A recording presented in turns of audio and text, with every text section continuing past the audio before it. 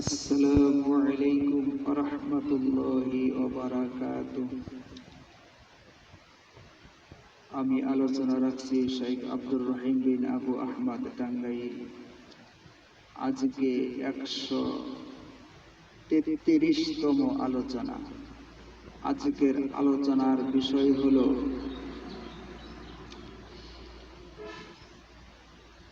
এক লোক জমি ক্রয় করেছিল। সেই জমিতে একটি স্বর্ণের কলসি পেল। সেই স্বর্ণের কলসিটি ফেরত দিলেন বিক্রেতার কাছে, কিন্তু উনি নিলেন না। বললেন যে আমি জমি বিক্রি করেছি, এটার মালিক আমি নই। আর ক্রেতা বললেন আমি তো জমি কিনেছি, আমি তো স্বর্ণের কলসি কিনি নাই, কাজে এটা আমিও নিব না।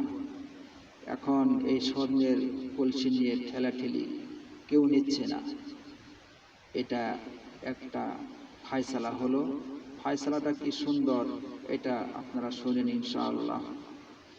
হাদিসটি সহিহ বুখারী আরবি প্রথম খণ্ড 494 পৃষ্ঠা,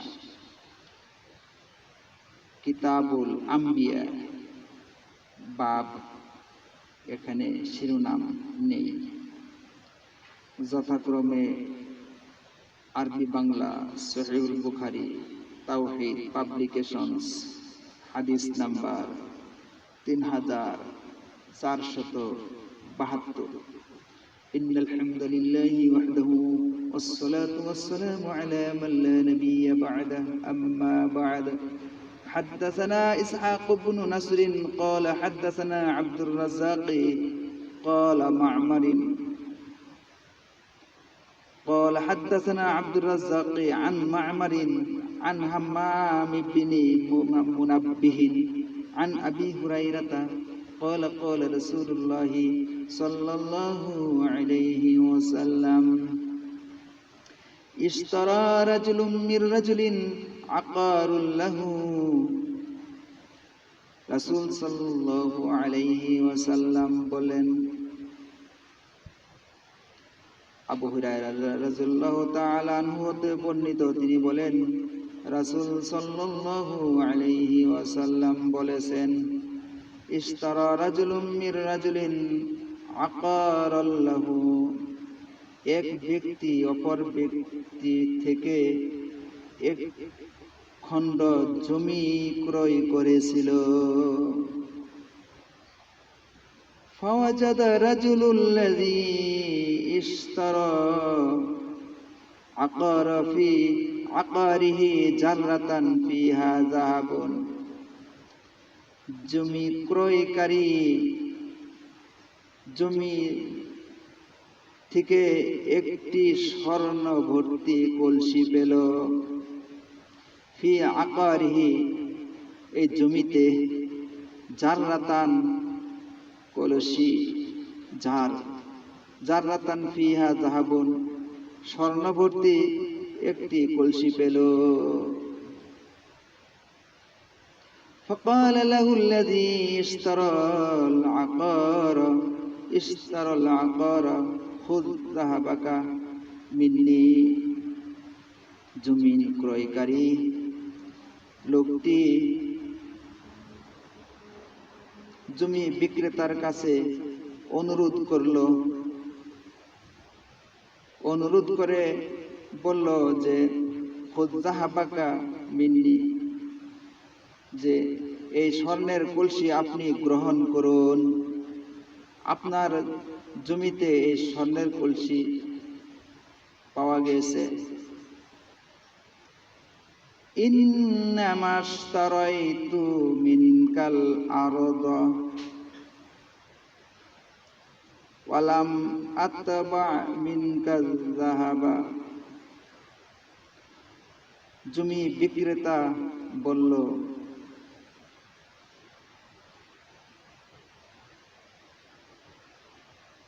না জমি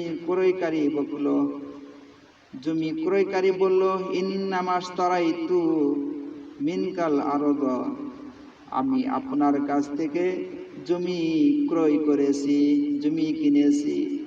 আলাম আতবা মিনকা যাহাবা, আমি তো আপনার কাছে থেকে স্বর্ণের কলসি কিনি নেই, এই জন্য এটা আপনার। وقال الذي له الأرض إنما بعتك الأرض وما فيها, আর জমি বিক্রয়কারী বললেন ইন্নামা বি'তুকাল আরদ, আমি তো আপনার কাছে জমি বিক্রি করেছি। ওমা ফিহা, জমিতে যা কিছু আছে সব সহ বিক্রি করেছি। অতএব অর্থাৎ এই স্বর্ণের কলসি এটা আমার না। এই দুইজনে তাদের ভিতরে কথা কাটাকাটি চলতে থাকলো। ক্রয়কারী বলতেছে আমি জমি কিনেছি, আমি কলসি, স্বর্ণের কলসির মালিক আমি নই, এটা আপনার নিতে হবে। আর জমি বিক্রয়কারী বললেন আমি জমি বিক্রি করেছি, জমিতে যাহা কিছু আছে সব সব বিক্রি করেছি, এই স্বর্ণের কলসি মালিক আমি নই।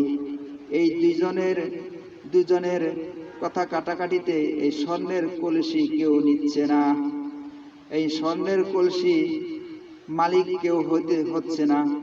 এই সমস্যা সমাধানের জন্য তারা ফাতাহাকামা ইলা রাজুলিন, তারা উভয়ে এক ব্যক্তির কাছে ফায়সালার জন্য, মীমাংসার জন্য গেলেন।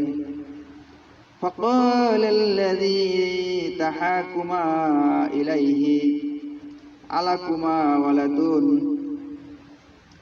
ফায়সালাকারী ব্যক্তি বললেন তোমাদের উভয়ের কি সন্তানাদি আছে? ক্বালা আহাদুহুমা ইলা গুলামুন, একজন ব্যক্তি বললেন আমার একটি ছেলে আছে। ওয়াকাল আল আখারু লি জারিয়াতুন, অপরজন বললেন আমার একটি মেয়ে আছে। ক্বালা, ফায়সালাকারী মীমাংসাকারী বললেন আনকিহুল গুলামাল জারিয়াতা, তোমার মেয়েকে ওনার ছেলের সাথে বিবাহ দাও। ওয়া আনফিকু আলা আনফুসিহিমা মিনহু, আর এই স্বর্ণের একটি অংশ তাদের বিবাহে খরচ করো।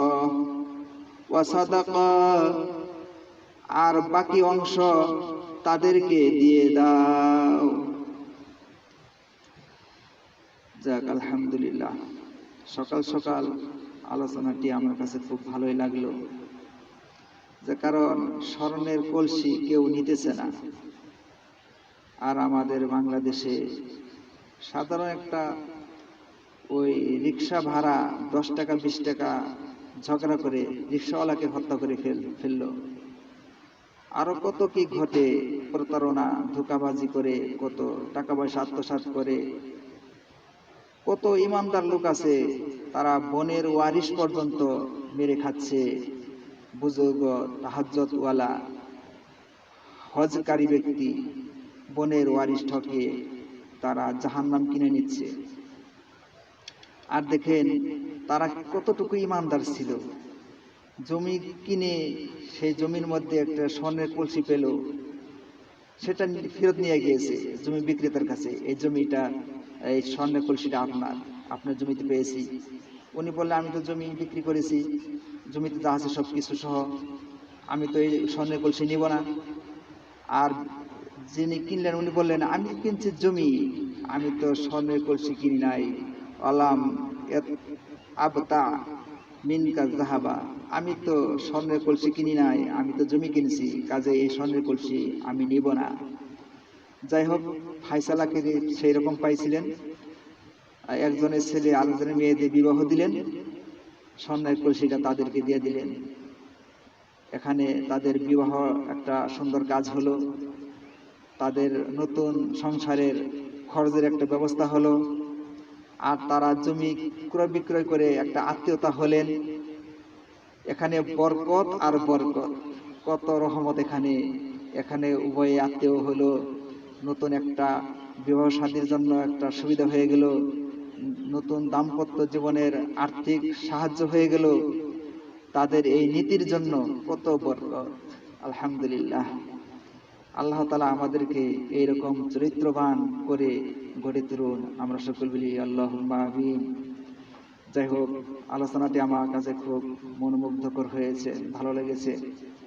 তো আপনাদেরও যদি ভালো লাগে বেশি বেশি শেয়ার করবেন, কমেন্ট করবেন, লাইক দিবেন, আর সবাইকে ছড়িয়ে জানিয়ে দিবেন শেয়ার করে অন্যকে দেখার জন্য। যাই হোক, আমি এখানে শেষ করতে যাচ্ছি। এখানে হাদিসের কয়েকটি শাব্দিক অর্থ আছে। আকর মানে বাড়ি, প্রাসাদ। জাররাতান মানে কলস, কলসি, ঘোড়া। ইবতা মানে কেনা, খরিদ করা, ক্রয় করা। জারিয়াতা মানে মেয়ে, দাসী, নৌযান, জাহাজ। এই বলে আমি সংক্ষিপ্ত আকারে শেষ করছি। সুবহানাকাল্লাহুম্মা ওয়া বিহামদিকা আশহাদু আল্লা ইলাহা ইল্লা আনতা আস্তাগফিরুকা ওয়া আতুবু ইলাইক। আসসালামু আলাইকুম ওয়া রাহমাতুল্লাহি ওয়া বারাকাতুহু।